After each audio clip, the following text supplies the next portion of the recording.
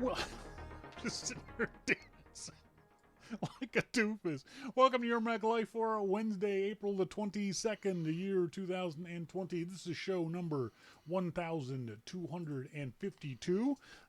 I'm your host, Shawn King, as always joined by my lovely wife, Melissa King.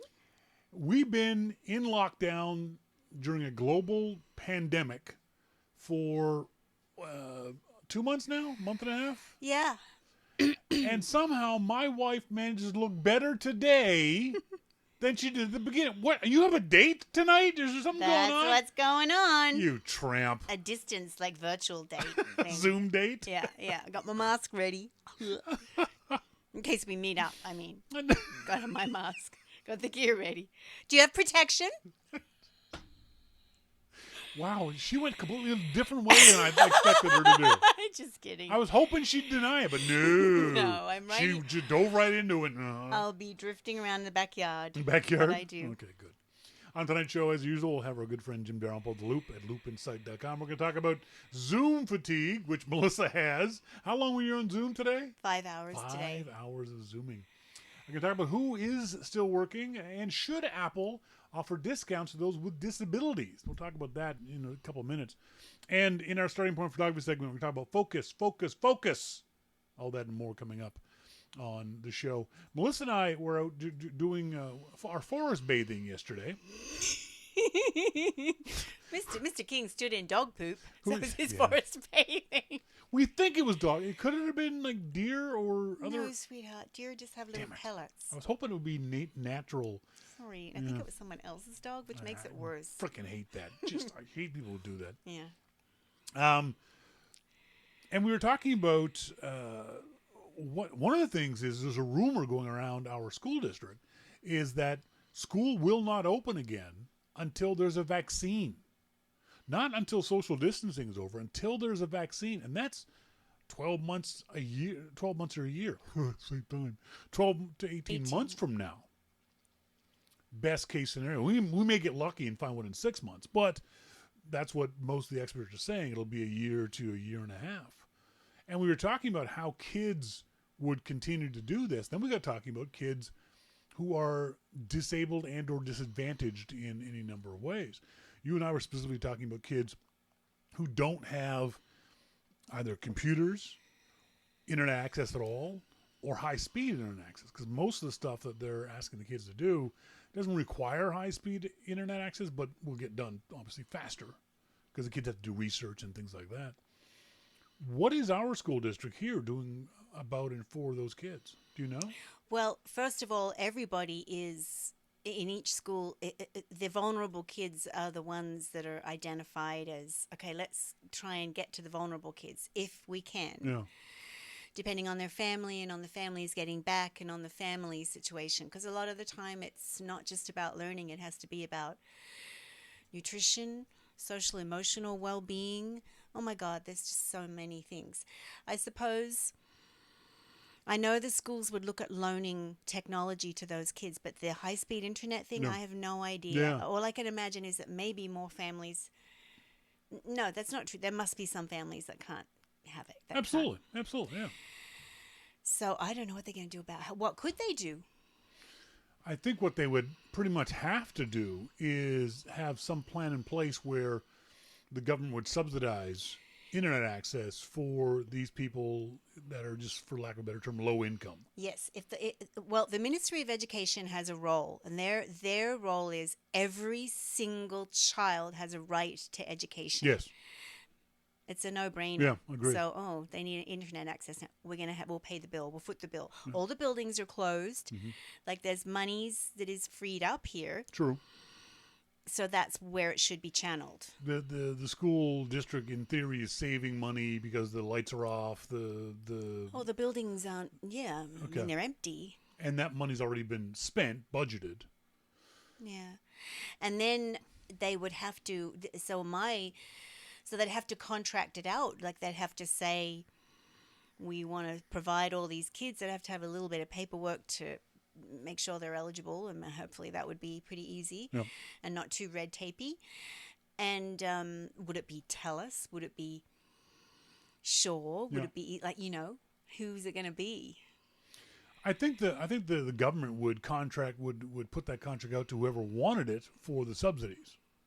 In other words, if so, TELUS and Shaw and whoever else would bid on that. We'll offer it. We charge $100 a month. We'll offer it to the government for $25 a month or $50. But bucks a who month, would whatever it win might that be. bid? TELUS would win that bid. In theory, it depends on who bids the lowest. You know, who's it's a government contract, so you bid the lowest, you get it. It doesn't solve the problem of those who might not even have computers. Well, and then the school can step up then. But the school doesn't have a computer for every kid.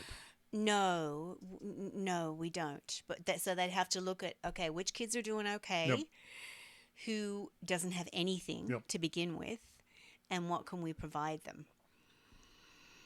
What about the kids that you work with who are your occupational therapy kids? How are you dealing with them? I mean, the kids who have disabilities, learning or mental, emotional, physical. How are you dealing with those kids? I am, so for starters, if there's kids that have already been assessed and I have their motor scores, and then if I've sort of gone with where parents are going, help, I'm quite willing to get together with the student support teacher, and the educational assistant if there is one, and just review maybe one or two things, not too much. No. The parents are overwhelmed Yes. right now, as we know. I'm sure Susan will. Other things can just be have a lot of dialogue with parents for them, and we'll start to investigate and go over and talk about strategies and ideas and just develop that relationship with the parents so they can use me as a lifeline. Kids with disabilities, I'm still getting them equipment. That's one good thing that's happening. Because that's the other aspect of this too, is that we can't just think about this stuff and talk about this stuff in isolation. We can't just say, well, we can do this stuff for the kids without thinking about the parents have to deal with this stuff too. Oh. If you've never had a computer before and someone gives you a computer, you have to learn how to use it. That's right. You know, maybe your kid might be the one teaching you how to Yeah, the how to kids should use know. it. They've got their computers at school. So as long as they have similar or the same ones at school, the kids can teach the parents. Yeah. Then you've got stressed out parents. You've got unemployed parents. You've got parents who need their own support system in dealing with this stuff. We're getting counseling. Like this the learning piece now is because when the kids go to school, it's their safe place. Yeah. If they don't get food, there's food at Yeah, school. yeah. If there's troubles at home that are overwhelming, the school is their. I mean, I've got those kids. Escape route. It's their safe place. I was one of those kids, yeah. Right. And so there's a lot of wonderful relationship there. That's why it's so important that we all collaborate, not just all put on our own egos and our hats and think, well, I need to bombard that family with all of my ideas. It's not about that. It's about where do we come in, where does somebody go out, and where does somebody come in again. Did you see that video of the mayor of Las Vegas? No. It looked like Anderson Cooper wanted to strangle her What was she saying? because she functionally said that she wanted to open up Las Vegas. She said that she wanted to use the city of Las Vegas she offered to use the city of Las Vegas as a control group to see what would happen because she and listening to her, she thought she was being smart, but she was being a complete freaking idiot. Saying, well, you know, scientists, when they do testing, they have a control group and they have a placebo group. And then they have the other group that gets the actual medicine. They're voluntary. Thank you. So she said, we'll have the citizens of Las Vegas be the control group. They'll get the placebo. And then so we'll find out whether or not social distance, whether people know, well, what? And Anderson Cooper, you're watching me, he's going, you could just see he wanted to yell into the She was microphone. serious. Well, she was dead serious. She was utterly dead serious that she wanted to use the citizens of Las Vegas As like a little research. a little petri dish Oh my God. to see if things. She said, and then her logic for not doing it was, well, people were told me that there's people coming from outside Las Vegas who would mess up the thing. No, that's not the point. And Let's just build up a big wall around there, make it really a high-level research project. And the governor of Georgia is now saying he's going to reopen. Notice what he's saying is going to reopen. It's massage parlors and tattoo places. Low-level Which one is that? Georgia. Sorry? Kemp in Georgia. He wants to reopen Georgia. And he wants to open up with this small business type thing, that massage parlors and tattoo shops and movie theaters with low paid, low wage earners. Oh. And there's an argument to be made that he's doing this to get those people off the unemployment rolls. Because what happens is, if the business opens up and you say, I ain't going back to work, they can kick you off on unemployment. So now you've got a choice. You can go back to work and risk, because there's no social distancing in a tattoo parlor. Oh, massage. Or massage parlor. But isn't Nail unemployment a federal thing? No, it's in the States. It's mishmash all over the place. I think we should just go to the poor black neighborhoods and just make them the research project. That'd be easy, huh? I mean, it's just as bad as saying what she's suggesting. Yeah. Let's pick a vulnerable group that didn't have a big voice, and who cares anyways? Yeah. And as we often talk about, and it's so interesting, you guys in the States don't see the difference between what Canada and other countries are doing versus what America is doing. And it just makes everyone outside of America just shake their heads that this is being dealt with in this particular manner. It's utter insanity how this is being dealt with, or as the case may be, not dealt with in the States, with poor leadership and poor instruction. And because you've got this mishmash of states' rights versus federal rights, and the states can do whatever they want. You know, Trump saying, I'll reopen the states. The states going, screw you, we'll reopen when we want to. But then saying to the states, oh, you can go buy PPE on the open market. Well, the open market means the price goes up when you've got the state of California bidding against the state of New York for the same batch of masks. It's just utter insanity how it's being dealt with. It's fascinating. I can see now why America as a whole is against, and I mean this just very generally, but many Americans are against the whole idea of universal health. Because what I'm really seeing that what they put first is the idea of taking away their freedom and their choice. And they can't, their vision is blurred by that. That's not what this is. And that's all they can focus on. You don't have a right to go to the hair salon. No. Okay? It's nothing to do with freedom. It's your personal comfort. Well, too bad. Yeah. It sucks. Get used to it. And if that lady with her roots, what if she had a little grandchild that she got sick? Or a neighbor's mother that was doing well and she got it because of her right to go to the hair salon? I've seen so many stories of people who are against this social distancing and lockdown, and then them going out in public and protesting their rights, and then 3 days later going, I've got a fever. Yeah. So it's frustrating because we all want this to be over as soon as possible. There's very few people who are actually enjoying this. The fear. I mean, I'm thinking about applying for a job as a health screener in Vancouver. And it's a guy, I'm going to get dressed up in PPE.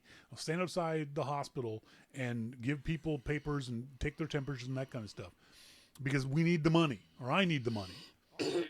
But you see her coughing because of her stenosis, stegosaurus disease. That ancient disease that she has.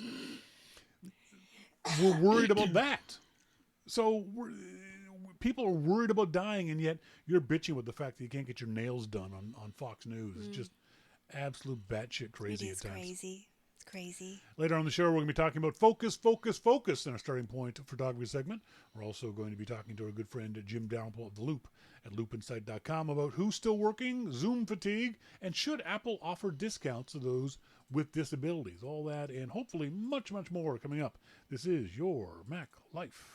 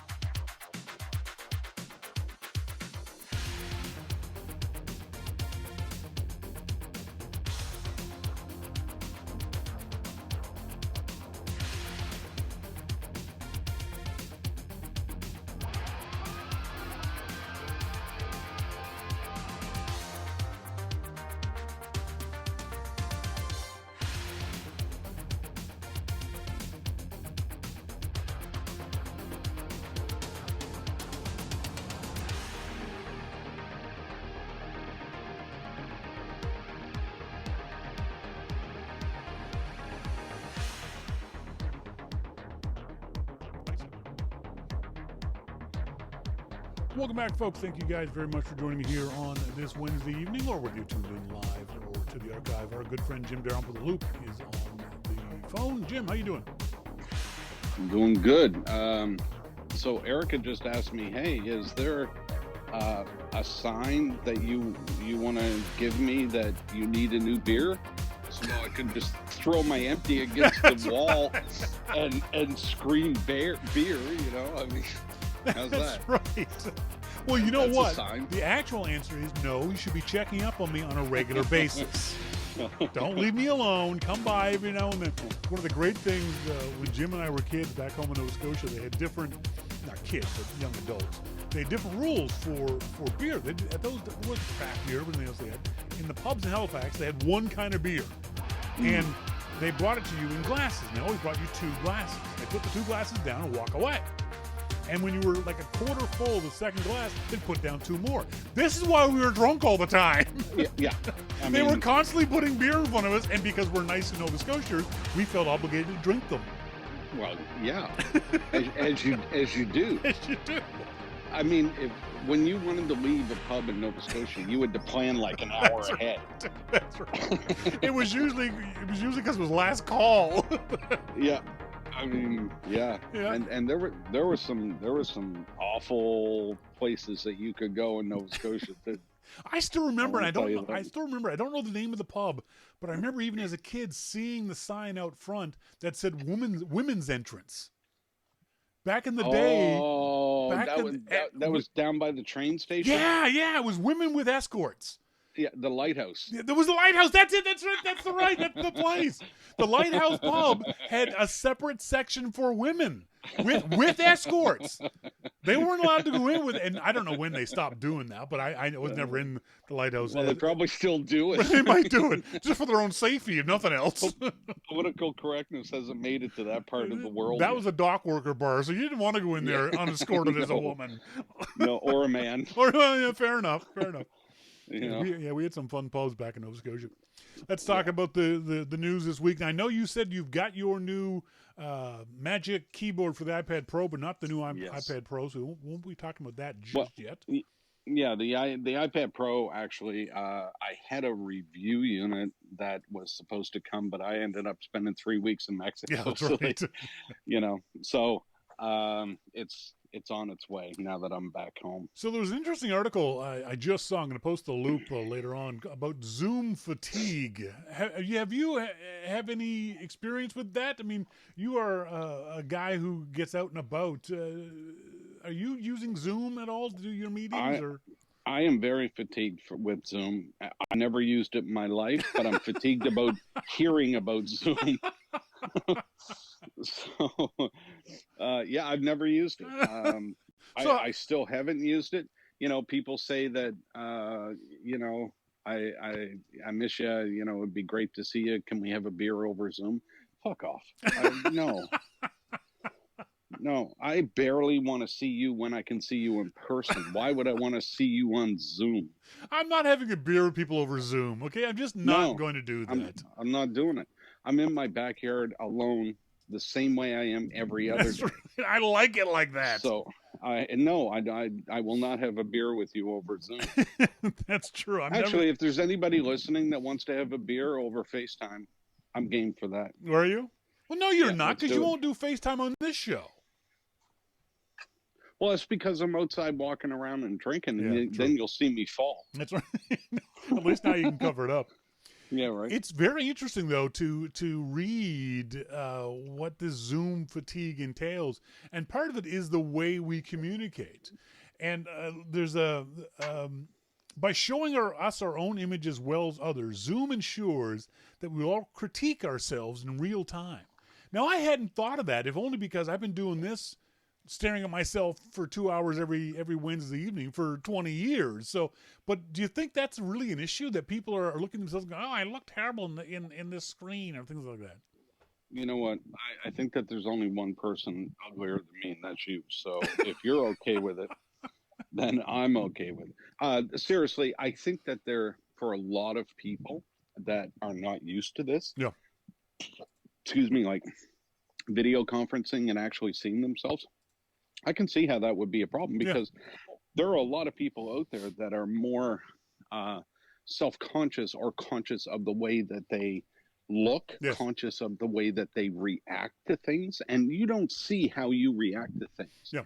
But when you see your own face on video and somebody says something and you give, like a crooked eyebrow or something, you think, oh, geez, did I really do that? That's right. you know, so I think, or, these days with work, I've heard people say, well, I have to, I put on a button-up shirt today because I'm doing a Yeah. meeting, Yeah. and I want to seem at least half professional.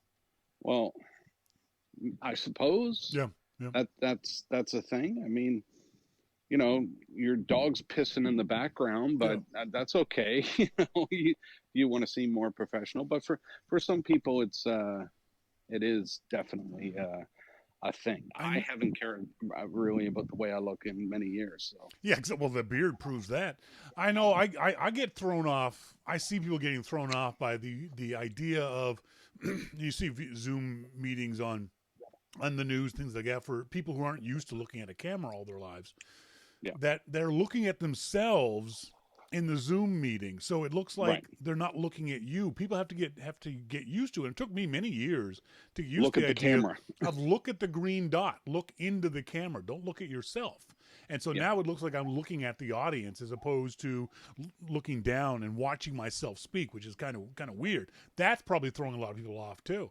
When I first What they don't know is that this was pre-recorded last year, and you and I are sitting there watching it together. What I did when I first started doing video on the show was right next to my video camera, I put a little sticky note and it said, look here. And so it Yeah. reminded me to look up at the green light. And I'm much better at doing it now. But yeah, it is living your life on camera is something that takes getting used to. Doing 5 hours as Melissa did today, or even a couple hours, can be exhausting because you're seeing the world in a different way. You're seeing 8 different faces looking all over the place, and your brain needs to look at all of them at the same time because they're all moving. And so I can understand Zoom fatigue. I mean, it kind of makes a little bit of sense to me. Yeah, it does make some sense, but it's all in what you've been used to. Yeah. I mean, I would, if the roles were reversed, I would have cubicle fatigue. Yes, absolutely. Like, yeah. how do you people do this? Yep. Seriously. But it's all in what you're used to. So being in front of a camera doesn't bother me. Yeah. Being in front of a microphone doesn't bother me. It would bother a lot of people. And as you said, you see on the news now where it does bother a lot of people. Yeah. Yeah. It really throws them off. Let's move on. There was a story, should Apple offer discounts to those with disabilities? Apple offers discounts to teachers. They offer discounts to armed forces vets. They offer discounts to other groups. There is a article on the Mac Observer linking to another article from an egregious website, so I can't even mention their name, that Apple should offer offer discounts to people with disabilities. Do you agree with that sentiment? Oh God, Shawn, that's such a tough one. It really is. It truly is. I would. I mean, my heart says yes, definitely. Yep. Because I think that would be the absolutely the right thing to do. But where does all of this stop? Yep. Should Apple offer discounts to people below a certain pay scale? Yep. That's right. Should there are so many things that go into this, and again, I think my heart and my head say different things. So, because if nothing else, then where does that stop, even from the point of view of disabilities? Is it people who are blind? Is it people who are paraplegic? Are people who have only one arm? Do you get a discount? People with only one leg? You're disabled, or no legs, you're disabled. Should you get a discount? It's a tough call for Apple, and There is no way Apple's going to comment on this because it's a story they cannot win, Oh, no, no matter no. what they do. Because as soon as they say yes, we'll do it, every single group will suddenly become a disabled group, and they'll all want their 10%, 15% discount from Apple. Yeah. No, I understand where this is coming from. I get it. I don't necessarily disagree with it, but I think that there calmer, cooler heads have to prevail here and say, "Wow, this Because is a rabbit hole." I mean, at some point, Apple could basically be giving all of their products away to everybody, but to you and I. You know, I mean, well, I would argue you're disabled. yeah, well, that's fair. I can't Can't deny that. I can't deny that. Because but you know what I mean? Yep. I mean, you could go down a rabbit hole here and just, and I know it's easy for the groups and the people to say, yeah, but this is, why we're disabled. I get that, but because the first thing I would do is I would argue that those people who are low income are disabled economically. yeah. You know, What about Melissa and I were talking about this off the top of the show. What the school district here has a large First Nations population, which is traditionally very poor. A lot of those kids aren't even going to have computers, let alone high-speed internet access. So should Apple give them discounts? And not only Apple, but shouldn't Dell and shouldn't Google and what are the discounts on? Are they on iMacs, on iPhones, on tablets? Yeah, it's just too much of a hairball for Apple to get into. As you said, I get the impetus for it, but I can't see Apple ever going down that hole. Well, I can't see anybody ever going down that hole because I don't see an end to it. Yeah, that's right. There's just no way to satisfy everybody. Look at the our people that are going through mental health issues that are outward. They seem fine, but maybe they're depressed. Yeah. Is that a disability? You could make a point that it is. So do I go in and say, hey, here's my list of medications. I need my discount. Yep. Yeah. Tough call. Tough call. There is several rumors that are going around, and we're not going to talk about the rumor itself that Apple is pushing back the release date for the iPhone 12. Traditionally, it's been in late September, early October. The rumors are saying it's going to be late October, early November. Regardless of that, does it matter? Couldn't Apple still release the iPhone 12 in September on the exact same day they were planning on it? Does it matter that Apple do these events in front of a room full of adoring employees and supplicant press? No. Do you think they would? I think that they would opt to do that because they actually. Thanks, Erica. No, I actually got that. There's something to be said for captivating the world's press in one room. Yeah. And not many companies can do that. And to have that thrill factor of the new iPhone and the updates from Tim and all the things that are going on.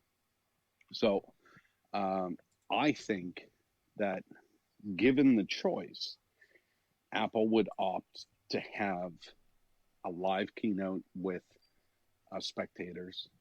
And if they think that, October is a cool time, I don't think that it's September that makes this what it is. To me, it's the holiday shopping season that makes this what it is. Yep, so they do have some time that they can push the launch out and still not worry about holiday shopping season. They cannot push it out to the point where people are out shopping and can't get the new iPhone. Yep. That is the critical point to me. And, if they push it out and say, don't say anything because obviously there's no date announced. But if they push it out and say to themselves, we're gonna hope for the best and see if we can do this live update. then it's no big deal. If they push it out and we're still under quarantine, um, which then I think will be, trading Campbell's soup for, toilet paper. But if that does happen, they can still release the iPhone Yeah. and do it, the way that they have been doing it in the past month or so. Just putting products out there. They can still do that. They can have a virtual keynote. They can, whatever. Apple knows how many iPhones they've sold from launch date in late September, early October to Thanksgiving, which is, Black Friday. That's the big shopping Right. weekend. And they know how many iPhones they've sold from Black Friday to Christmas Day. So I'm sure Apple knows that number from Black Friday to Christmas Day is probably, I'm going to guess, 4 times bigger than September to Black Friday. So Apple can say to themselves, you know what, as long as we release this thing before Black Friday, we'll be okay. We'll take a hit, but we'll be okay. They have to do it before that. I think that they would have to release it in October sometime in order to get everything out to the stores and everything, launched. Certainly. They want it launched. So, yes. So let's say late November is Black Friday. I think that they would have to have, stuff rolling out, which they normally do, by the way. Yep. The event is in September. They don't start rolling product out until end of September, early October. Yes. They could maybe push this to mid-October and say, okay, we're doing it. We're cutting the strings here and we're going to launch it. And the other, still be okay and still be perfectly okay. And the other aspect of it too is that even if Apple, the only thing that's going to stop Apple from doing this is that they don't have enough product to sell. That they've got 4 iPhones. Just Foxconn just can't make them enough. There's something's happened that the supply chain just can't deliver. Let's assume it can deliver not as many as they want, they never can, but a 75% of what they want to be able to sell. Apple could still announce, I believe, in late September, the regular date, even if they don't do a live webcast keynote. I think they would do a pre-produced webcast and keynote. I think they would have something in the can that would look fantastic. Yeah. They could do the exact same format, but all of it edited with music, with cuts, with all that kind of stuff, and post that up as a webinar on Apple's website. Let's be clear. When I say event, that event could take many different shapes, and it doesn't really matter how that event takes place. Watch the Apple event live on your Apple TV on this day at 10 a.m. and you see the whole event. Now, I think a lot of that depends on how big the iPhone 12 actually is. True. Is this the major redesign, which would be very unfortunate for Apple if this was the major redesign there? Or is it, a year where the cameras are really good. We need to work on some of this other stuff, and they do that. But geez, they've been doing that, with the billions of transistors and turning them on and off and all that crazy stuff. So I think it depends also on how big this is. Is it a redesigned model? Tim Cook had a all hands meeting with Apple employees last week, and very much like Steve Jobs said during the previous recession, that they were going to innovate their way out of the recession. A lot of companies contract, a lot of companies go back into their shell and just wait it out kind of thing, hibernate. But Apple historically, at least in the second coming of Steve Jobs, has said, we're not going to do that. We're going to go full speed ahead no matter what happens, because we believe in our products, our people, our customers, all those kinds of things. Do you think that Cook is being optimistic with that kind of statement, or do you think he's being realistic? No, I absolutely think that he's being realistic. I really, really do. For a couple of reasons. First of all, Apple has the cash to be able to do that. Yes. More than any other company in the world, Apple has the cash to do that. And I think that Apple sees, even before the pandemic, Apple's been working on products that are coming out now 4 or 5 years ago. Yeah. So I think that they see, products that they're going to be working on and ones that they're doing R&D on now as a way that's going to, when the pandemic is over, is going to propel them um, financially. And that, I mean, we've talked about it before, like it or not. Yep. They are a publicly traded company. That is what they are supposed to do. They are supposed to make great products, and they're supposed to make money. And I think that R&D and pushing forward is the way to do it. Tim Cook said in the interview, in the company-wide meeting, that while there have been difficulties, there haven't been job cuts. They haven't been. They've been working as well as they can from home, and that when people do come back, there will be social distancing coming back too. So they'll probably have people, half of you work at home these 3 days, the other half of you work from the office, and they'll do things like that. Apple is lucky being a technology company in that they can probably do a lot of their work from home, except for the secrecy stuff. And that's really interesting. There's a story a couple of weeks ago about that, but I don't think it's as big an issue as what everyone seemed to want to make it. Yeah, I agree with that. And, the working from home thing, even for Apple, I think becomes not a difficulty, but maybe tiresome, because you do have to be in touch with all kinds of different people. Yeah. And I know from other companies that I've talked to, like they're in more meetings later in the day now than what they were before. That's right. When they actually went to the office. Yep. And, people can't sit in a meeting now because, it's 3:00. I have something with the kids going on, whatever. And I don't know what. I don't ask me for examples because the kids can't go anywhere anyway. That's but, right. there's something, a doctor's appointment. Well, they can't even do that. I don't know. But so I know people that have been working with video calls late into the evening. Yes.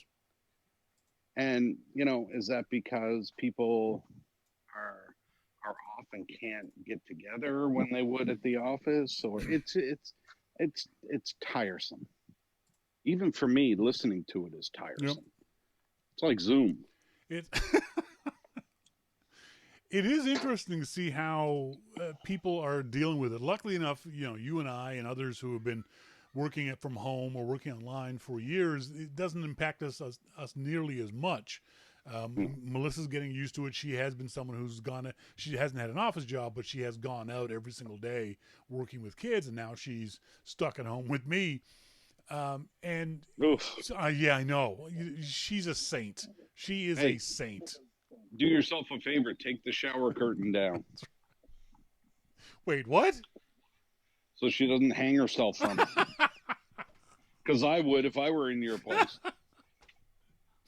But there are some positive things going on around this.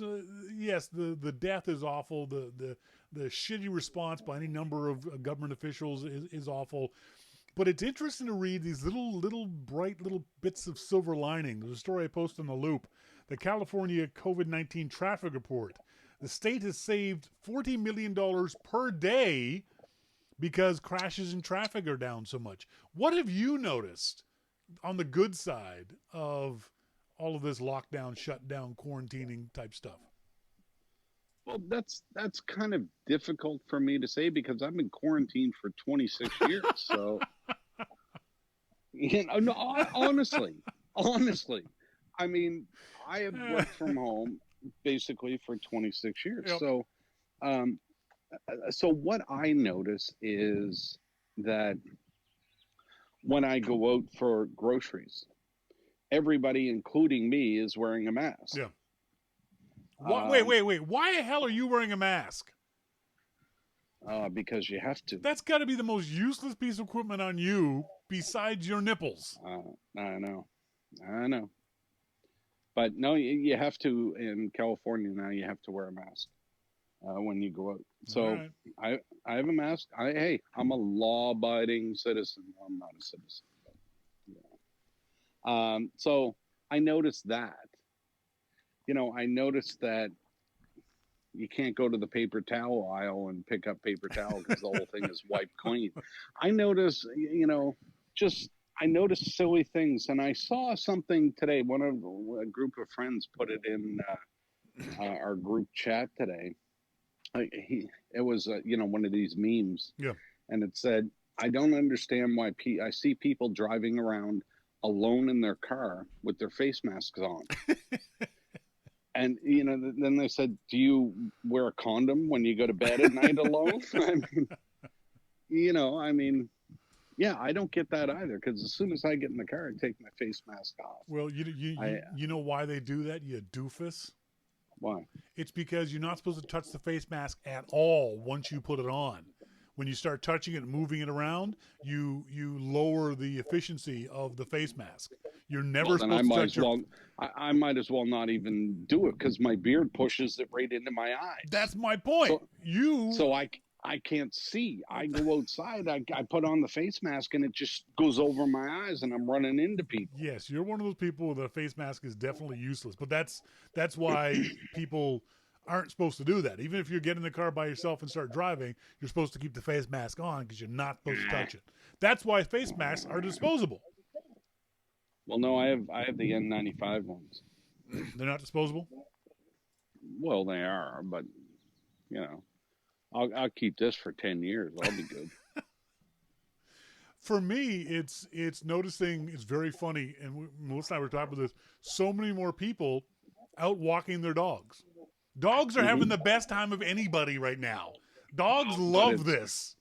But it's bad because people are starting to adopt dogs, and that's bad. Yes, well, that's a whole different story. But the idea that people are like, the dogs are being taken out for a walk 20 times a day. Dogs are like, no, I don't want to go out anymore. Yeah. But on the reverse side, the cats are like, why are you still here? Yeah. It's 9 o'clock. Why are you still here? I didn't sign up for this. That's right. God, you're annoying. Get out of my house. But so I'm noticing a lot more people walking the dogs on the trails. Now everyone's keeping social distance and things like that. Noticing a lot more people, because we have to, this social distancing thing is very funny. Walking down in our tiny local mall, people will be walking towards you, and then suddenly they'll make a left and just go 15 feet around you. It's just so little things like that. But see, again, that's been happening to me for years. Yeah, exactly. So, that's right. People have social distanced around me for a long time, man. Yeah, no kidding. But it is very interesting to see how, from a big picture point of view, the idea that there's less pollution. 6 of the 10 most polluted places in the world are in India, and their air quality has gone way up because they could see the Himalayas for the first time. One of the things that I'm posting, I'm showing it on the video right now, pictures of famous places, Abbey Road in London, for example, the Times Square in New York, that are devoid of people. As a photographer, I wish I could travel during this, because you could take pictures of these places with no people in them. The central foyer of Grand Central Station, no people. Venice with no gondolas, and the water still and clear. It's, from that point of view, it's really interesting visually to see how this is affecting people. But from a photographic point of view, I'd kill to be able to go out and take some of these pictures that I'm seeing some of these photographers take. Yeah, no, you're absolutely right. I mean, it's. I just sent you a picture, by the way.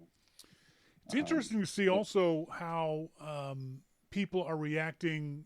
I'd say, the vast majority of people are reacting well to this. Would you agree? I mean, we're all a little. Some people are a little freaked out by it, and our neighbor next door, we don't get to play with her little. We've adopted her child as a grandchild. Okay, I'm calling the cops. Well, she's a cute little kid. Yeah. She's lovely. Yeah, I know the RCMP up there calling. So you're saying that? And take out the shower curtain while you're there. I just got the picture you sent me. That's just so disturbing, man. Folks, I gotta show this to you. This ain't right. This is not a good photo. If I'm gonna be subjected to this, so do you. Just what is wrong with you? I mean, as a human being, what the hell is wrong with you? Look at this, folks. That's my HEPA filter right there. Jim's personal HEPA filter. Yeah. That's better than any N95 mask you can find. You just drag the bottom up over the top of your face? Is that what you've done? Yep. Oh, my Lord.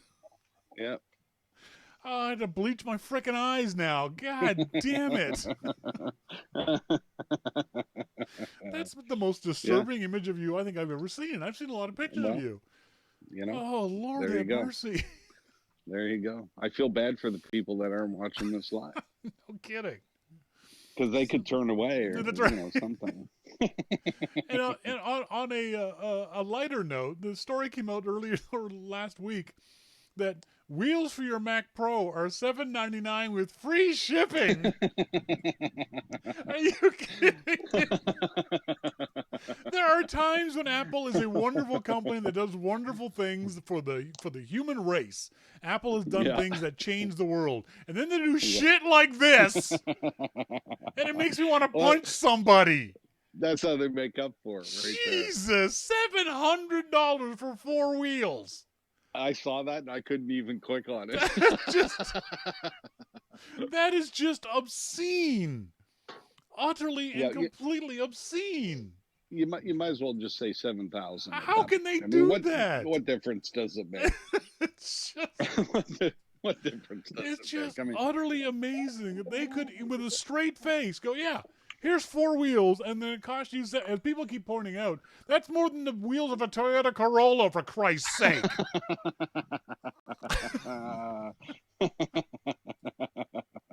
Well, let's be fair. The Mac Pro probably costs more than the Toyota Corolla. Yeah, exactly, yeah. And then they say, then the on the Apple website it says installation required. No, fuck you. Come over and put them on for me, okay? Yeah. That'll be Send a technician over to do it for me. Jesus, the balls of these guys. Oh, I love it. This is completely, utterly indefensible. There's no, you could be the world's greatest fanboy, and you cannot defend $700 for 4 frickin' wheels. I absolutely love it. I'm telling you, I really do. Renee Ritchie couldn't defend this. I think it's the greatest thing that they've ever done. $700 for wheels. I love it.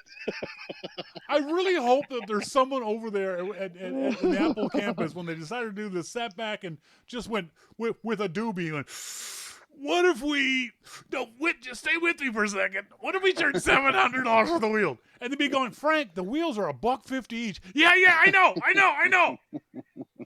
But still, I think they're still sitting over there in that same room laughing their balls off. Jesus Christ. And every time, I'm 100% positive that there is a special notification when someone hits the add to bag notice on that goes to people at Apple and they go, look, we sold one.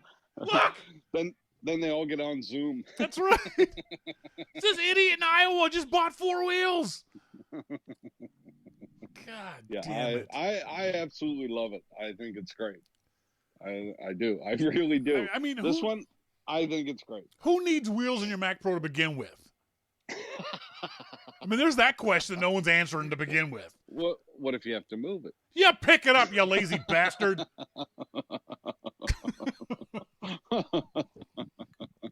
$700 for a set of wheels.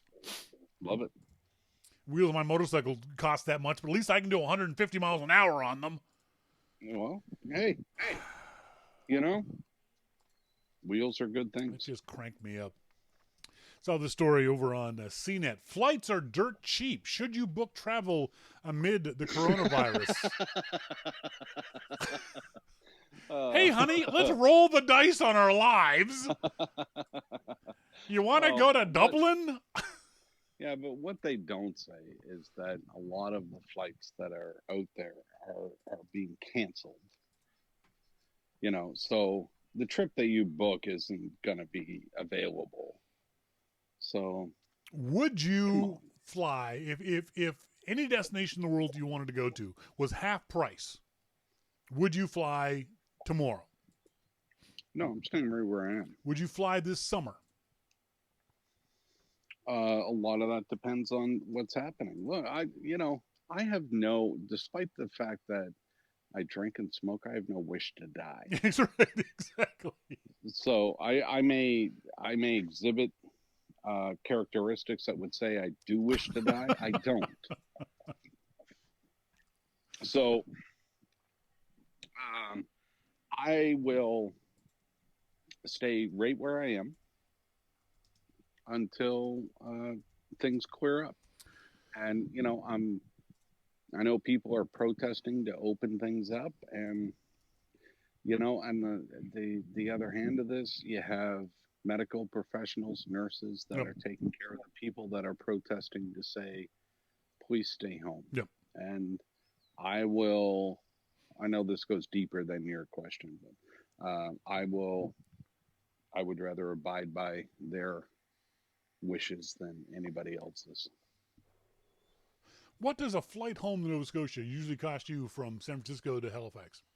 Whoa, that would go anywhere from $600 to $1,200, Yep. I guess. Check this out. The story says Boston to San Juan, Puerto Rico, $23 in early June. Wow. Dallas to LA for $31. Usually that flight's $300 in February. So if you could get those kind of discounts, like 10%, so if it could cost you $160, you said $600 to Halifax. If it cost you $60 from Vancouver, I checked on this from Vancouver. It was $700 to go from Vancouver to Halifax in the next month. If they were offering $70 flights and it was, say, late summer, I might do that just because I wouldn't mind losing $70. You know what I mean? That's a bet I'd be willing to take. Right. But if the situation was the same today as it would be, say, late summer, the last 2 weeks of August, then I wouldn't go. I'd eat the $70. If it was getting better, if people would say, the numbers of cases are going down, as long as and I'd get on the plane in full frickin' PPE. I don't know how I get through security with a mask on, but I ain't going anywhere without full PPE. I could be tempted to do it this year. I think at this point, I am comfortable where I am. Yep. And I'm comfortable in the advice that now, to be clear, I listen to a Canadian podcast every day. And you would probably know it, but most people wouldn't. It's called As It Happens. Oh, yeah. Every Canadian. And it's in the Constitution. We have to listen to it. Right. So this is a news radio program that, not only deals with news, but deals with quirky things. And it's really fun. Yes. So I listen to it every single day. And they said early on when the U.S. said, "Oh, we'll be 2 weeks and we'll be out of this." Yep. The Canadian doctors were saying, "Yeah, we're at least 12 weeks," which has kind of bore itself out here. Yep.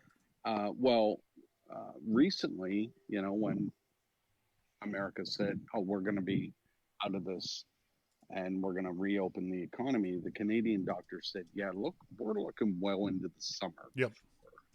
This end. So, when you start talking about things like this, and I hear, the Canadian doctors who have been more accurate so far, saying that we're going to be well into the summer, I might as well keep my $70.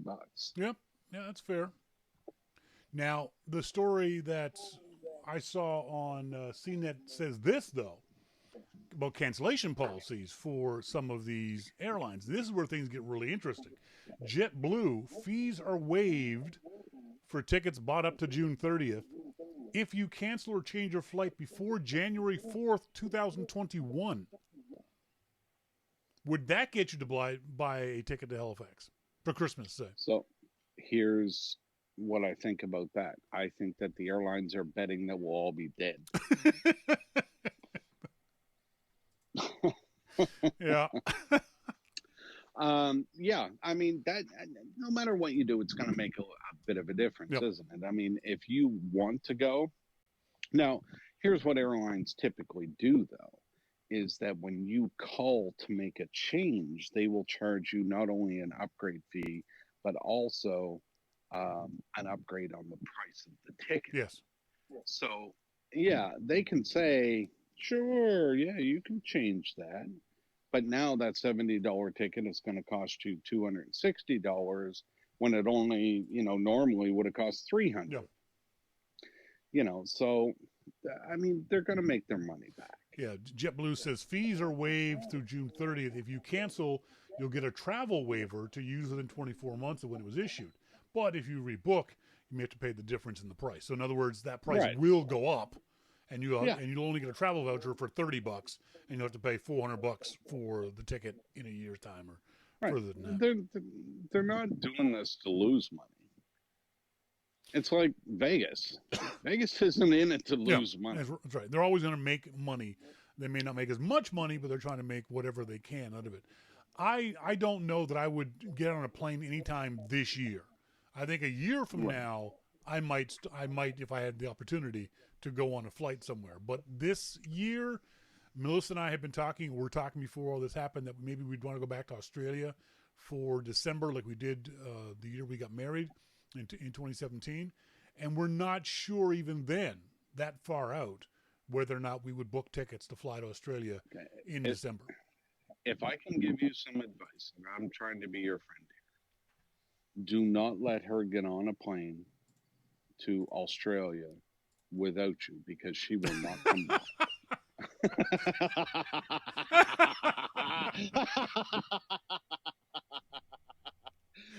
You know what the worst part about that?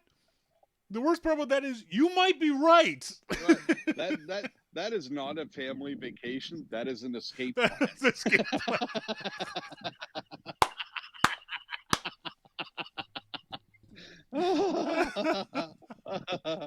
No, honey, I can go without you. It's okay. You stay here. Watch the kids. Yeah. That's an escape plan. I like that. Yeah, folks, been talking to Jim Dalrymple. Sorry, I know. You've changed things up. I have to ask you. Do you have any questions for me, Jim? I do. What is your question? Do. Thank you. Do we have time? We got all the time in the world. Okay. So, I mean, if you don't, remember this show used to be 3 hours long, so we got plenty of time. Okay. All right. So let me ask you this. All right. So I have been using the Magic Keyboard for iPad Pro all afternoon on my last generation on what was the newest iPad Pro. Okay. And it absolutely, it's probably the best accessory I have ever seen from Apple outside of the AirPods. Really? It is stunning. I couldn't stop using the damn thing. No. The trackpad, which I was totally against. Yeah. The keyboard is beautiful because it mimics a more of a traditional laptop computer keyboard. My question for you is, will this change the way that you or others in photography edit photos? Because you can get some great photo apps on the iPad right now. I mean, Affinity stuff, Pixelmator stuff. Yep. The Adobe stuff isn't there yet, according to you, but still, you can do a lot of things. Yeah. Will having a trackpad and a decent keyboard, this isn't even decent. This is just brilliant stuff that they've done. Will that change things? That's an interesting question. Not having used either. I thought so. Of I those do two this for a living.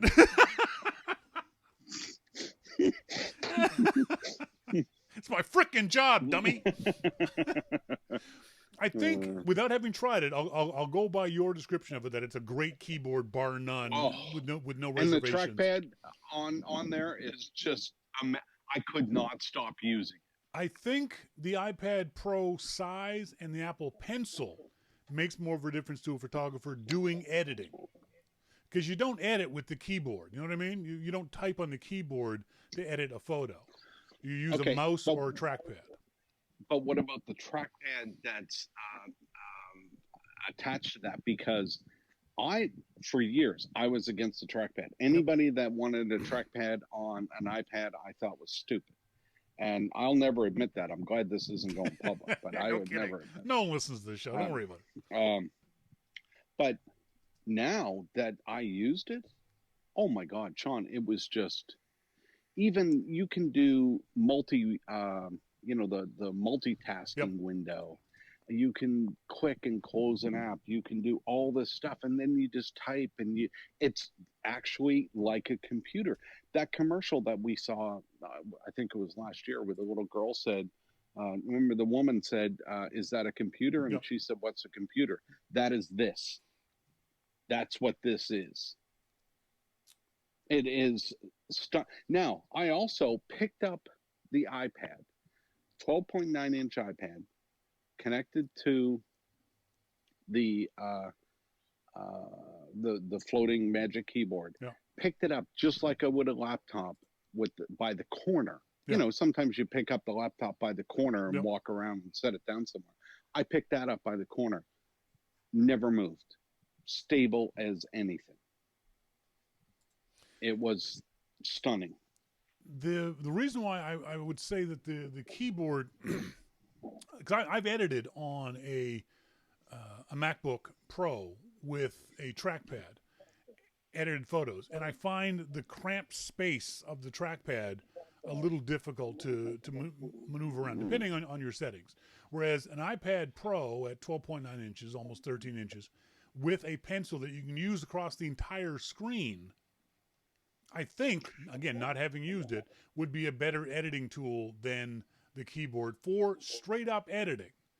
Yeah, okay, but before you had the pencil, right? Yes. And you had a shitty keyboard, because let's face it, I've said that in every review. I've told Apple that I didn't like the keyboard. Yep. So you had a shitty keyboard. Now you have the pencil and a trackpad. Now what could you do? Yep. And the trackpad is very good too. Assuming the trackpad is as good as Apple can make it, and everyone says it has, and it does, it would be very interesting to see. I still think that as a photographer for doing straight up editing, then the pencil and the iPad Pro is better. But if you're working in the field, if you are sitting down and you're editing photos and then you're emailing those photos or adding them to your WordPress site or uploading them to Flickr, when you need to use the keyboard, I think that's when the combination comes in. I can't imagine any photographer would buy the iPad Pro and wouldn't buy the iPad Pencil. I think that's just, if you're a photographer, that's a gimme. And so now with this... For looking at this now, I almost think they have to buy the keyboard too. Yes. Not only because of the trackpad, forget the keyboard part, just the trackpad and the angle that this is holding the iPad on. Yep. I'm amazed at that. Amazed. The angle they show in the videos, I think someone said it was 30 degrees. It can't go past that, can it? It can't lie flat. No. But you wouldn't want it to. The other aspect, the other aspect of it is the hinge to the keyboard. When you're if you were tapping on the screen, how much does the iPad bounce? No, it doesn't. So it doesn't move when you're tapping on a screen. Does not move. If it moved, if I picked it up by the corner of the Magic Keypad and carried it around, the iPad would move back and forth. Yeah. It does not move. It is stable. Just sits there. Now, when I want to change the direction of it, it freely moves. Yeah. You know, it seems like it freely moves. So this thing is It's pretty incredible. Yep, that's what I've heard. It really is. It's going to be very interesting. The biggest issue is like the frickin' wheels. This is not a cheap thing. It's not a light thing. Someone said that the keyboard itself weighs as much as a MacBook Air. Well, it weighs 3 pounds. Yeah, that's a heavy keyboard, dude. That is a lot of keyboard. But it's because of the magnets. That may be with packaging too. I'm not sure. Yeah, that's probably with packaging. Well, even if it's a pound, 2 pounds, that's still a lot for a keyboard. Yeah, I get it. Yeah. But for me, it's the price point. That's what, almost it's $600 Canadian. There's no way I'm going to have a magic key. I don't write enough on a keyboard to justify that kind of expense. I'm sure a lot of people would do the same thing, say the same thing. But if you're a professional working in the field, again, adding things to your website and emailing documents to clients and images to clients, then the keyboard is a no-brainer. For me, who only wants to edit in the field, then I'm less likely to want the Magic Keyboard at a $600 price point. Yeah. Anything else? Yeah. No, that's I want to talk to you about that today. No, I'm not going to bother you with anything else. Your review of your official review of the keyboard will come, what, late next week or early week after? No, probably early next week. Okay, curious. Yeah. Cool. I'll be very happy. I mean, unless I find something, and I haven't found it so far, I'm loving it. All right, folks, he's done for tonight. He's Jim Dalrymple of The Loop at loopinsight.com. His podcast is The Dalrymple Report. You're boring me. Jesus. Here I am pimping your podcast. Jesus. Go on, get out of here. You know I answer the phone every Wednesday. You do. Like you're a trooper, even when you're in different countries. Thanks, Jim. Thanks, Shawn. Talk next week. See you. Bye. I'm getting slammed by this guy even as I'm pimping his website. Folks, when we come back, we're going to talk to Melissa about would she travel? Is she still wanting to go to Australia? All that and much more coming up. This is your Mac Life.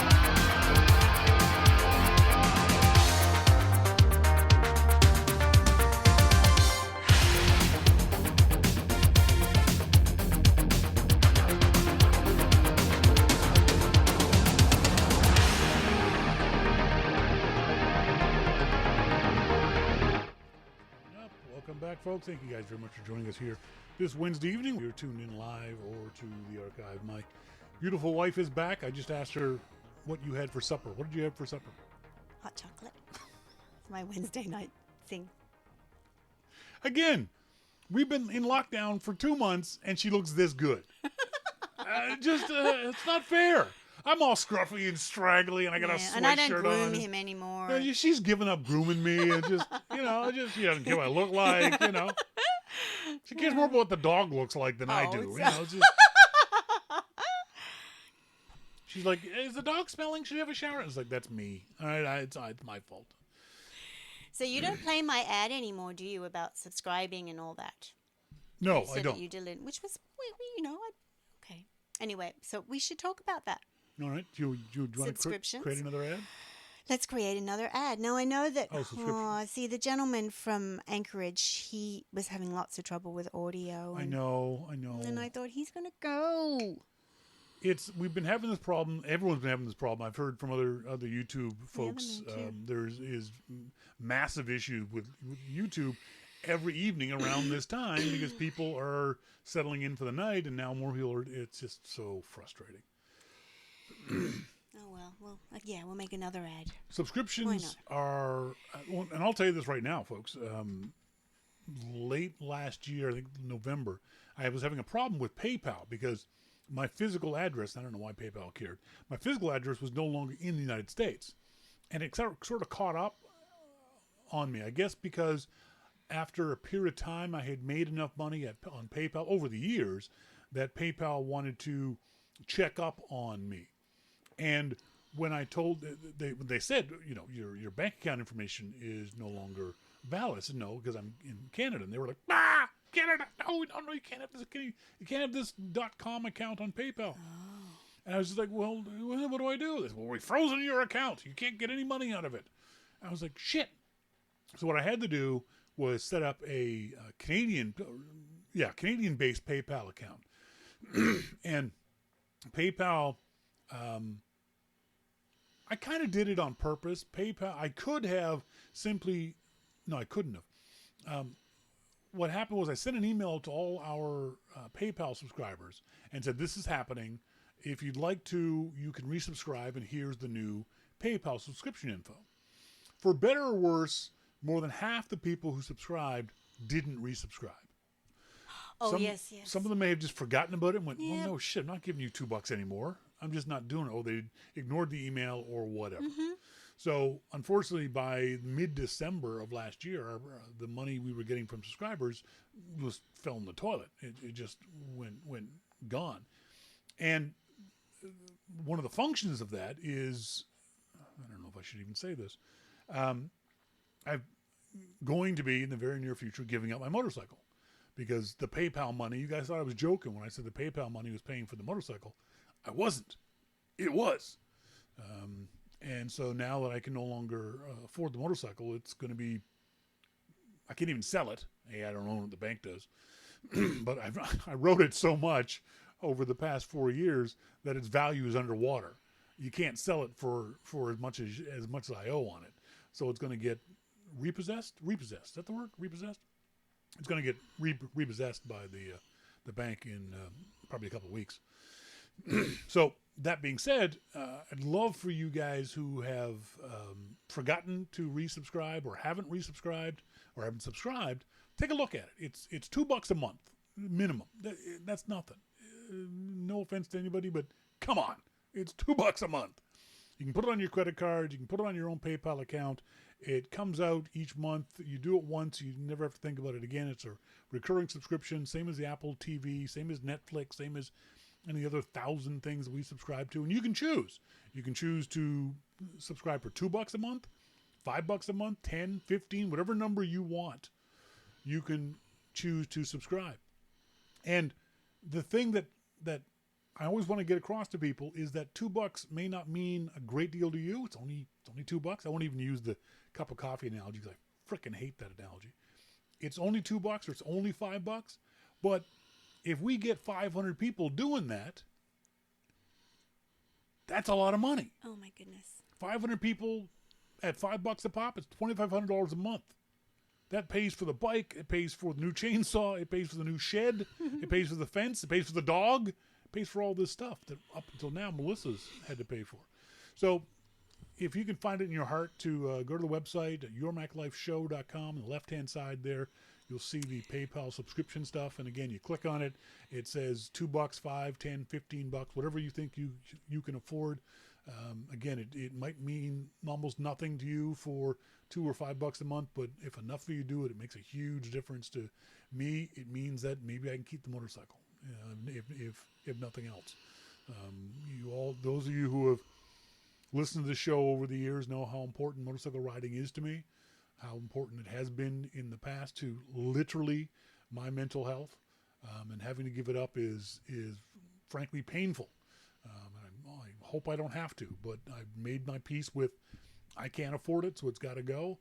But if you guys could help out, just a little bit of subscription, $2, $5, $10, $15 a month will go a long way to helping me get the motorcycle back. And if you ever come here, that means we buy you the first beer. We got four. We have so many beautiful breweries here. You can come visit with us. We got pubs in the water. We got pubs in the woods. We got pubs on. You'd love it. And that's an honest truth. If anyone's ever coming to visit this area, even if you're coming to Vancouver, let us know, because we will do our best to have you come over across one of the prettiest ferries you'll ever see. Never gets through old. Amazing, beautiful channels and islands, to our little tiny, beautiful little small town, to a pub that overlooks the harbor, and we'll sit there at Tapworks, and we'll definitely buy you the first pint, whether you're when we can all return together again. When we're allowed to get back together again, obviously next summer. But or send me an email to Shawn at yourmaclifeshow.com, and I can send you the PayPal information directly. You can also just donate. There's a donate button on PayPal. If you just want to give $10 or $20 for, buy yourself a bottle of Montepulciano, delicious red wine. You can do that too. So I don't like doing this. That's why I don't mention it very often. But you do. You know what? It is so fine. I know. So stop it. Put your silly male ego away. Get on with it. Put your big boy pants on. God. All right, fine. Fine, I'll do that. Now you move on. You're allowed to promote yourself, Shawn. All right, moving on. Yes.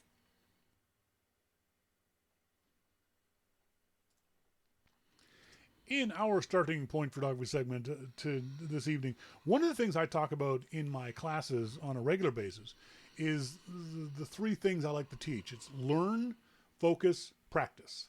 Learn about photography. Learn what is good photography. Learn the techniques. Learn the information about photography. And then focus on being a photographer, going out and taking pictures, thinking about photography. And then practice that over and over and over and over again. But one of the things that about focus is the actual physical idea of focus, of having your photos in focus.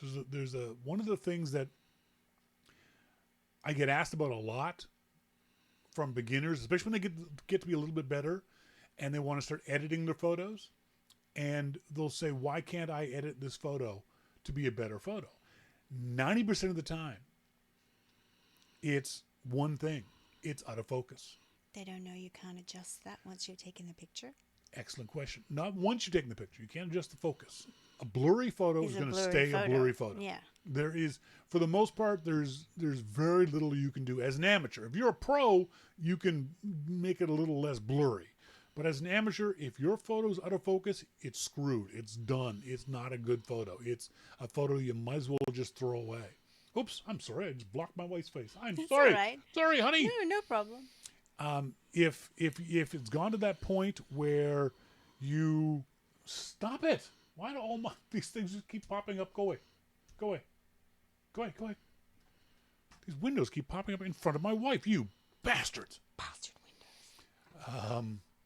One of the things I always talk about is the fact that if you don't nail the focus of your shot's going to be garbage. Unless it's an arty out of focus shot. But if you're taking a picture of a person and it's out of focus, throw it away.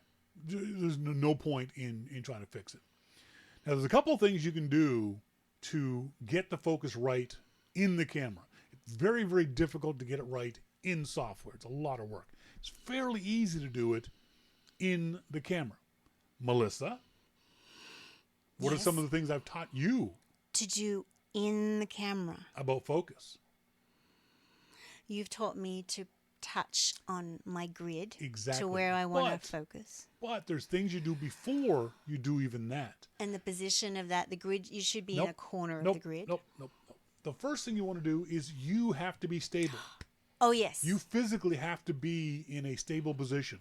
Any movement of the camera can cause blur, whether it's an iPhone, whether it's a point and click, whether it's a DSLR. If your body is moving, you're going to get blurry photos. There's no doubt about it as a beginner. Okay?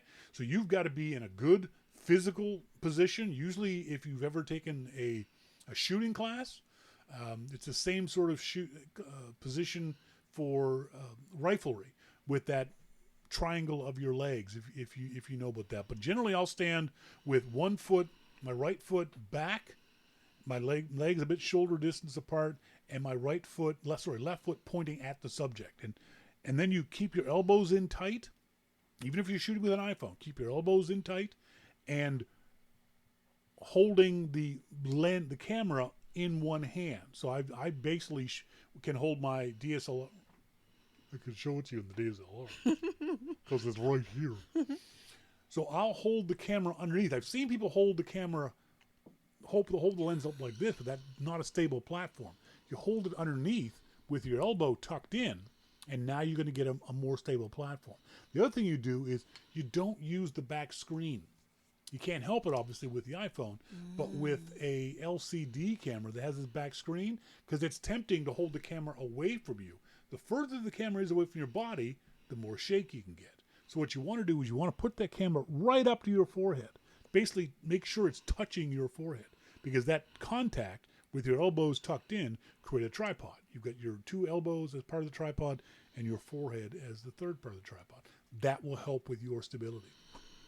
I have a question. You can ask that question. So, but there are circumstances where you wouldn't take a photograph with that just being your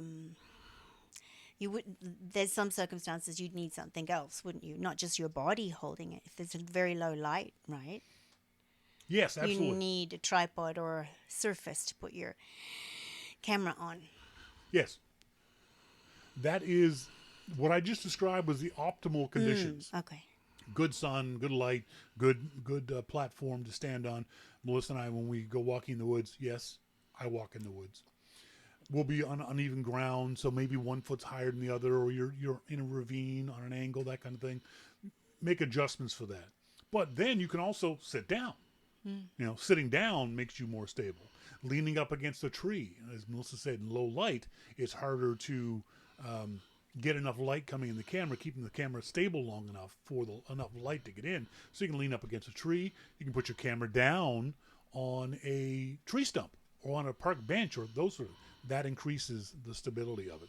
So that's the thing you can do for yourself physically in order to stabilize yourself and the camera body. Then, as Melissa was saying, with the iPhone, you can, and it's very interesting how I still see so many people don't know about this. We're talking about taking pictures of, say, a subject, one person, the cat, the kids, your significant other, that flower. What you want to do on the iPhone is tap on your screen onto whatever is the most important thing in that shot. Because what you do when you tap on the screen is you set the focus. You tell the camera, this is the thing I want in focus. What would happen if you had two flowers and one flower was slightly in front of or behind the other? And I really liked the flower in the back, this flower back here. If I let the iPhone choose, cameras will often choose whatever is closest to the camera. It sends a little invisible signal and goes, oh, that thing is closer. They must want that in focus. So I will focus on that.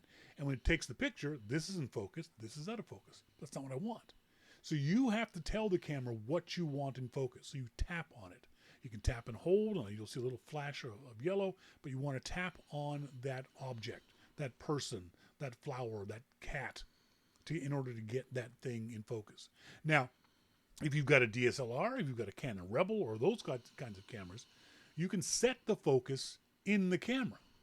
When you do that half press button and you hear that beep, make note of when you're looking through the viewfinder of that little flash that'll happen. I wish it would stay on longer, but there'll be a little flash depending on the camera, it could be a little red square that will light up, or a green square, or a black square, or a white square. You'll see something light up. Maybe you'll see more than one thing light up.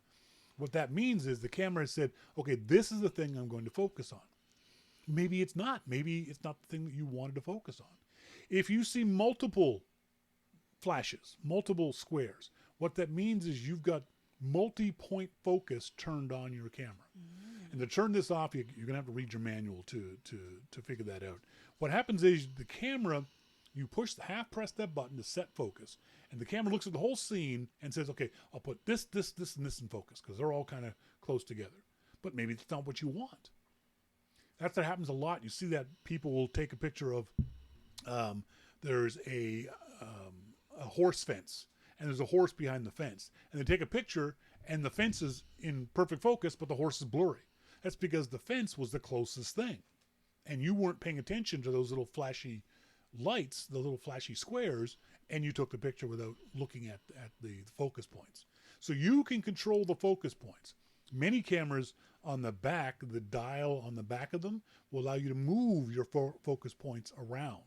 So I can have my focus point be not just dead center. I can have it be in the upper right or the lower left or any number of other places. But I choose the focus. So learn how to set single point focus on your DSLR, because that way you decide, I want this point to be the focus. In some instances, if you have your aperture set to very, very low, you could end up with a shot where you focus on the person's eye, but the camera will pick their nose, and their nose will be in focus, but their eyes will be blurry, because there's sometimes you can get that situation. So you always want to focus on the eyes of a person, and the way to do that is by using single point focus and putting that focus dot right on their eyeball and taking the picture. So when you buy your camera, it comes with multiple point focus automatically. Generally, yeah, that's going to be turned on. Multi-point autofocus is going to be turned on. The other thing that I've seen people have happen is there are two focus modes: continuous autofocus and single shot autofocus. And again, you have to read your manual to see how those things are set up, or might be called continuous servo focus. Servo meaning a little motor that moves things. Sounds like the Australian go to the servo. Must be tough teaching. Got to go to the servo. Must be tough teaching photo classes in Australia if you're an American. You're going, well, now we're going to talk about the servo. Are we going to the servo, man? What the servo is a little motor, a little thing that'll move things around. So the way I tell to beginners is, if the thing is moving, you can use continuous servo, continuous autofocus. If it's not moving, by the way, that tail you see in the back of Melissa is the dog beating up his Angry Bird toy. If it's moving, you can use continuous autofocus. If it's not moving, use single autofocus. The difference with that is when you, if the thing is moving and you're set to continuous focus, so say there's a horse running past you. If it's set to continuous focus, you can hold the shutter button down and take a bunch of shots as that horse moves, and the camera will refocus very, very quickly. If it's not moving, then sometimes the camera won't focus on the right thing. And so you want to set up single focus, single servo autofocus. And again, that's not going to be in your manual. It's just one of those things you're going to have to read up, because everyone's manual is different. There's another thing that's a little confusing to people that I've talked about in the past, and it's called back button autofocus, again on DSLRs. And what that is, so many of you know that if you half press your shutter button, you hear that beep, and the camera will then focus on whatever it is. If you let go, you got to do it again. Half press to refocus. Let it go, you have to do it again. And then when you've got it refocused, in order to take the picture, you continue to push and the picture will click. That's great for beginners. But there's this trick called back button autofocus. What you have to do is do a search on YouTube for your camera model and back button autofocus, and we'll explain how to set it up, because it's different for every camera. What I've done is I've taken that half press mechanism off my shutter button and turned it on to that button that I hit with my thumb. So I focus using my thumb, and I shoot using this finger. And what that does is I can now focus with my thumb on a spot And now I don't got to worry about it. I don't have to refocus when I go to shoot, when I push the shutter button. So when I was doing a motorcycle race in Mission, I knew the bikes were coming by really, really fast. So I focused on a point in the road. I was up in the stands. I focused on a point in the road, and I used back button autofocus to focus on that point.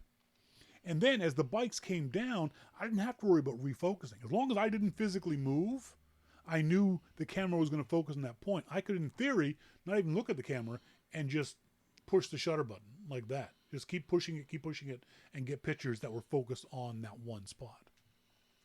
The other thing you can do is, we're talking about continuous focus. If you hold down the back button autofocus button, it turns continuous autofocus on, which is kind of cool. So now I'm shooting the motorcycles as they're coming down the straightaway at me. If I had the regular focus on, where I had to half press, I'd have to half press every single time in order to get the bikes as they got closer to me, because the focus point would change every single millisecond as they got closer. You can't do that. But if I held down the continuous autofocus button, as the bikes came towards me, it would keep focusing. And you'd hear your camera go as the camera lens focused and focused and focused. And holding down the shutter button, I'm holding down the back button. Holding down the button in the back with my thumb, so it's continuously focusing, and then just held the shutter button down. And so now I'm getting a series of shots in burst mode of the bikes coming at me, all of them in focus. So it's called back button autofocus. It takes a bit of getting used to, but once you do, trust me, you'll get a lot more of your shots in focus. I'm terrible at those half. The half press thing, it takes. I find that so difficult. It frustrates me. I don't like it. It's true for a lot of people. It takes a lot of practice to get used to how much pressure to do that. Whereas with the back button, it doesn't matter. You can push it all you want. It doesn't set the shutter off. So this is even better from people who can't get the hang. I would rather that the half press. The other thing a lot of people ask, especially beginners, because they've heard from somebody, should they just go to manual focus? On the side of your lens, and probably on the side of your camera, there's going to be a MA and M. M for manual focus. And then I've got another dial down here for AF autofocus and M for manual. Some people, as beginners, are good enough to turn the focus ring and be able to focus very, very quickly. Most of us aren't. Most of us aren't that good. On most cameras nowadays, the autofocus in average conditions is really, really good and really, really fast. You don't have to worry about it too much. In low light conditions, maybe you want to turn off your autofocus and go to manual in low light conditions so you can change the focus yourself. But for the most part, as a beginner, I don't recommend manual focus. One of the things is, though, those of you who used old film cameras, back in the day, film cameras had those two circles, the half circles, and as you focus, the circles would come into merge. They would merge, and once the circles became a whole circle, you knew you were in focus. Nowadays, it's hard to know when you're bang on tight focus. For a lot of folks, if you wear glasses, you can't see. If you take your glasses off to take a picture, you can't look at the back and go, that's in focus or not. But that technique guaranteed almost every single time. Took a little bit, though. What's that? It took a little while. It took a little while, yeah. It wasn't very fast. It was definitely a portrait mode. Hey, stand there for 10 minutes. Let me turn this ring until... Exactly. So it's no good for fast things. Although I have seen pros doing manual focus. I mean, Damon does it when he goes shooting. His camera is set on manual focus, and he can nail focus for his shots very, very quickly because he knows his gear. He's been doing it for years. He knows his camera intimately and knows exactly how to do it. But for beginners, stick with autofocus. That's probably going to be your best bet. Any questions in the chat room that you need me to talk about? No. Alrighty. Just comments. Any comments? So Bete Noir, explain Dave D, what his focus must be, his Bet hard Noir thing. Hard to get it, it's always a tricky thing. I know what Bet Noir means. I think I know it. Hang on. Bet Noir, person or thing that one particularly dislikes. Yeah. Oh, So he particularly dislikes particularly focus. dislikes focus. When you meet him, you think he likes focus because he's very focused. Martin Weiss, PhD, senior scientist at the New York Hall of Science. A number of years ago, I used a software program to edit video, and this was several Macs ago. I've lost track of that software. Is there any software you'd had experience with that you can recommend? Best, and thanks for any help you can provide. I've used more video editing software than you can shake a stick at, Martin. If you are not familiar with it, iMovie comes with your Mac. That's going to be the simplest thing to do. And actually, it's probably better for you that you aren't familiar with the software because it's easier. It's weird to say. It's easier to use if you're unfamiliar with it. Stop it. iMovie made some changes many years ago that for those of us who were used to a certain workflow, a certain way of doing things, the newer version of iMovie really threw us off. It just was really confusing to us. And frankly, a lot of us don't like it. So I don't use iMovie on my Mac. I'll use it on my iOS device if I wanted to merge just a couple of videos together. If I just want two videos, I posted on Facebook a slow-mo video of Bruno and Melissa in the woods the other day, and that was easy to do in iMovie. Guess who found his squeaky? He's having another burst of energy. There's also ScreenFlow, which is also a very good, very easy to use video editing app. There's also Final Cut Pro, which is for pros. So don't even go anywhere near Final Cut Pro until you've at least exhausted the possibilities of iMovie. I don't know the first thing about Zoom, Al says. My new attorney wants to have a Zoom session with me and sent me a link. I thought I could do Zoom through the browser, but it wants me to download and install a module called Zoom. Is this safe to install? I've heard all sorts of bad things about Zoom the past couple of weeks, but I've not paid attention. I'm totally paranoid about installing third-party software. Any advice? First of all, good, Al, that you're paranoid about installing third-party software. You should be. Zoom did and does have issues. They fixed a lot of them. The problem is a lot of the issues they fixed, they shouldn't have been issues to begin with. This whole lockdown thing has really shined a spotlight on the lax security that Zoom had in its product up until the last couple of weeks. There's a new version of Zoom coming out, Zoom 5, there's already a new version of Zoom that's locked down a lot of the most egregious issues. They no longer send your data to LinkedIn or Facebook. The fuck were you doing that to begin with, Zoom? And there's going to be more security features that they are focusing on. Did you have any issues with Zoom when the school district first came to you and said you have to use this piece of software in order to do your meetings? Did I have an issue with it actually doing it, Yes. or for professionally? Both. Oh, I don't have an issue doing it. I'm getting you. It's a curve. It's a learning curve. Is it a shallow curve or a steep curve? It's the things that are important that don't seem it at the time when you're in the adrenaline of it. The way you set yourself up, keep staying on mute, being respectful, and making sure people are aware of who's around you while you're having your meeting. Yep. People, I found out today, if this gentleman is thinking of legal stuff on Zoom, audio can cut in and cut out. It's hard for speech therapists to be doing. My colleague Tanis is hard of hearing. Oh, okay. So she's really focused now on getting everybody to use the captions. Okay. She's trying to figure out with Google Translate and how she can get it running smoothly. Yep. So there are issues. Privacy issues was a huge concern. Was a huge concern. My first question now is, my new attorney wants to have a Zoom session with me and sent me a link. My first question is, why? Ask your attorney why he wants to do. Unless he's not going to use his legalese, and you have to be careful because the audio, you want to get a transcript.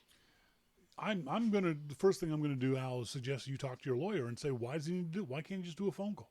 Why does your lawyer need to see your face in order to have this meeting? It's true. There's no reason to do it.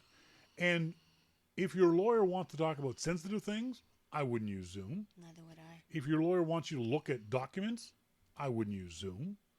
You're paying. Okay. You can share the screen in Zoom. Oh, I can yes, show we you. do that. Oh, God, yeah, no, don't do that. If it's... You're paying your lawyer, theoretically, a lot of money. Go to his freaking office. Sit 6 feet away or whatever. But find out why your lawyer wants Just to be use careful. Zoom. You know, some parents are not happy. They're like, they do not want to do it. Yeah, So, there's an understandable reticence to use it. It's getting better. The odds are against any bad guy listening in on some parent's Zoom conversation with the school therapist, but it's still okay to be reticent to use it and to say no. Get on the phone. What's wrong with being on the phone? Why do we have to have one of the things I always wanted people to ask is, why does it have to be a Zoom meeting? Why can't it just be a telephone conference call? well, how many people can you effectively have? Because at least on Hundreds. Zoom, yes, but on Zoom you've got all the visuals. People can give the thumbs, or True. you've got the support of knowing, okay, that person's highlighted and they're talking, and I can go down and But if it's a one-to-one with a therapist, Oh. why is that on Zoom? Oh, for me, I won't necessarily do that. I understand your question. Yeah, exactly. There we go. DH, split ring viewfinder.